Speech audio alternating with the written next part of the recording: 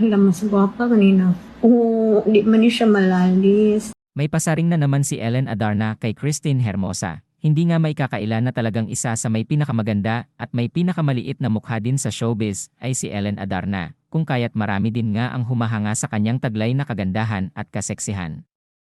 Naging tahimik na din ang buhay ni Ellen Adarna at tuluyan na nga ding umalis sa mundo ng showbiz mula nang maikasal siya sa aktor na si Derek Ramsey at masayang nagsasama na ngayon nga ay may bagong silang na din silang baby. At ito nga ay isang babae na hindi pa naman na ipapakita din sa social media ang mukha ng kanilang munting baby at hindi nga din napansin ng mga tao na nagbuntis pala siya at bigla na lamang ngayon ay nanganak na. Sa isang banda ay masaya din sa tahimik na buhay niya ngayon si Christine Hermosa kapiling ang kanyang pamilya at talagang naggagandahan at naggagwapuhan din niya ang kanilang 6 na anak ni Oyo Boy Soto at sa kasalukuyan ay talagang masayang. Masaya sila sa kanilang pagsasama at talagang isinisentro ang Panginoon sa kanilang pamilya. At naisaad niya din ni Christine na mas masaya ang buhay niya ngayon at talagang nagfo-focus muna siya sa pagiging isang ina.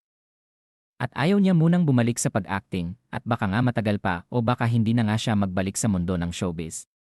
Sa isang interview nga kay Ellen Adarna ay naisambit niyang talagang may nasabi siya sa una nga nilang pagkikita ni Christine Hermosa na pinangalan ng pinakamagandang aktres sa mundo ng showbiz. Ang tanging naisaad na lamang daw ni Ellen Adarna ay talagang napakaganda nga daw ni Christine Hermosa.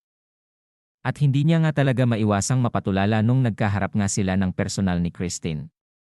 Dagdag pa nga ni Ellen ay nagagandahan na siya sa kanyang sarili at masasabi niyang proud talaga siya sa kanyang ganda at maski siya ay ipinagmamalaki nga din ang kanyang itsura. Ngunit nung makita nga niya si Christine ay parang pumangit nga ang tingin niya sa sarili at talagang naisip niyang may mas pinakamaganda pa pala talaga kisa sa kanya.